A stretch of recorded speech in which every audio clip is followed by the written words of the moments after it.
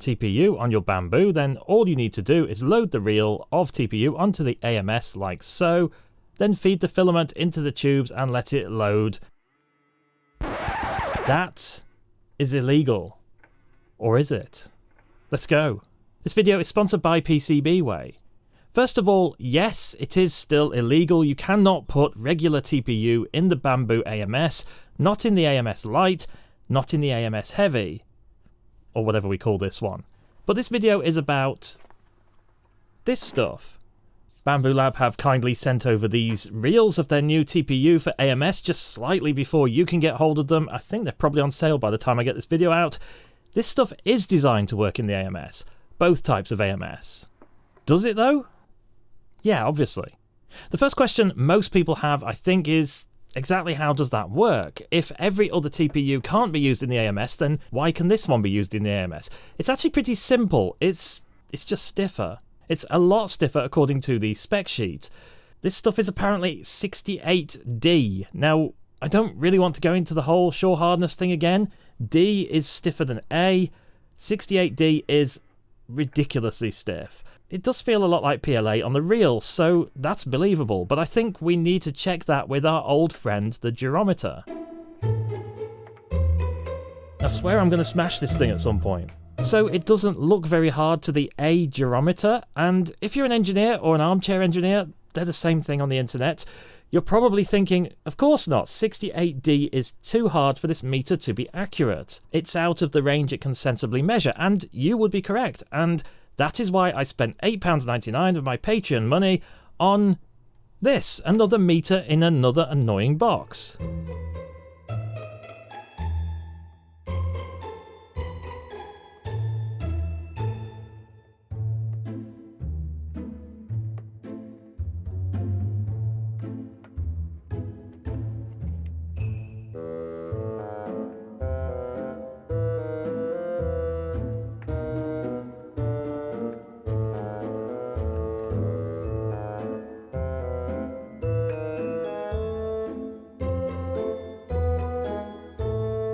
And it's still not 68D. Something very funny is going on here. And the plot also thickens when you look at how the filament thickens.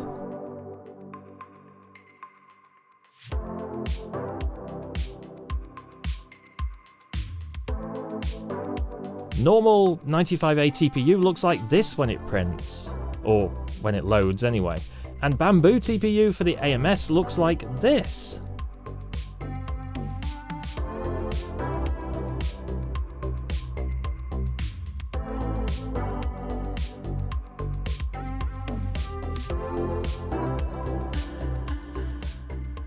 This is called dye swell.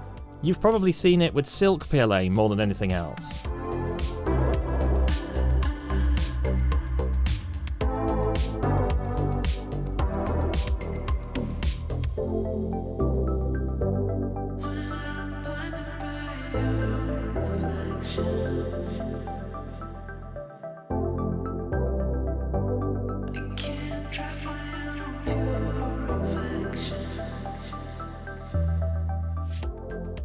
Now we know what we do when we see things that we can't explain in 3D printing.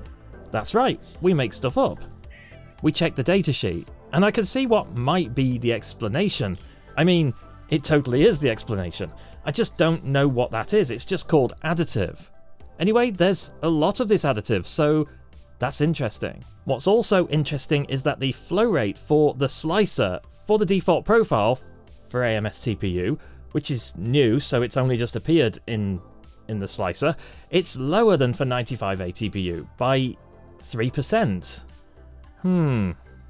So I think that might be why it's a bit softer than what's on the spec sheet.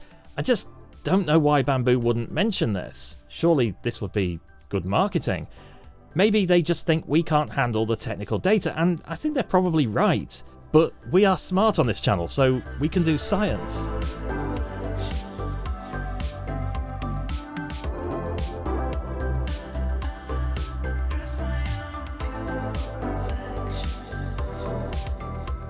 See, the printed filament seems and I doubt you can really feel it through the screen, it seems a bit softer. I'm not discounting the possibility that some of the additive softens through the process of heating either, and it's not just down to the 3% loss, or the fact that printed filament isn't filament, or that my durometer is wrong, but discounting all those other possibilities, it does really seem softer than it should for 68D after being printed, even in normal printed parts, even in printed parts with 100% infill. So there is something going on here, I'm sure of it.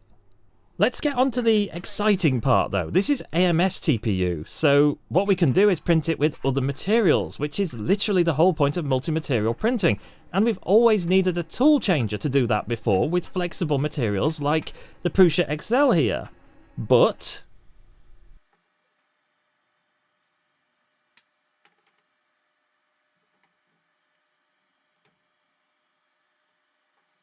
yeah. Hold that thought for a moment though while we talk about today's sponsor PCBWay. If you want PCBs made in a snap, yeah, I know, then PCBWay can do it for you.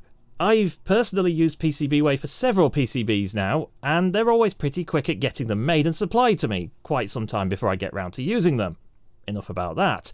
If you want PCBWay to make your PCBs for you like this one, or this one, then you can export your designs from your design software, which might be KiCad that everyone else uses, or Fusion 360 like I use.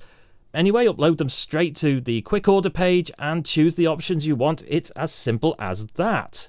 You can also get sheet metal or CNC parts fabricated by PCBWay in addition to 3D printed parts in a much wider variety of materials than you can do at home, including steel or titanium or PEEK. There's also injection molding if you want to get serious about manufacturing at scale. Go check out PCBWay in the description below where you will find a new user coupon code for your first order.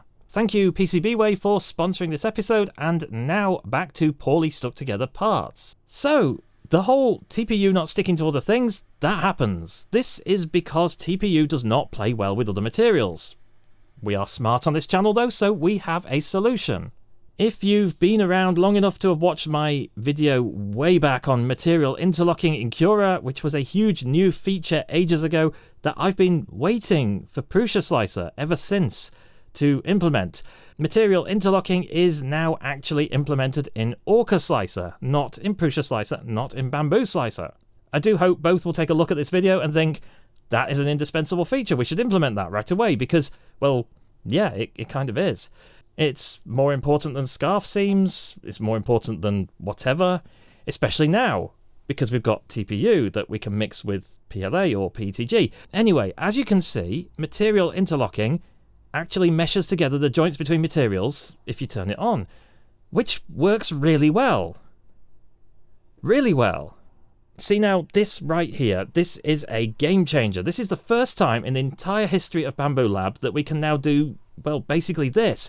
If you want to add rubberized grips on something, no big deal, you don't have to glue them on anymore. Want a fish tank algae scraper with a solid handle? No big deal. If you think I sound excited by this, it's because I am. I could not do this before now, even on the Prusa XL. The only printer I could do this on before now with the interlocking was the Sovol SV04, which I demonstrated it on in Cura back in the day. So to me, it's a bit like everything is coming together right here, right now, in this scraper. This scraper is the pinnacle of multi-material 3D printing, right? And it's also the end of the video. Go and get some of this stuff and make things. I had no problem printing it whatsoever. Didn't jam in the AMS, didn't jam in the AMS Lite, no problems.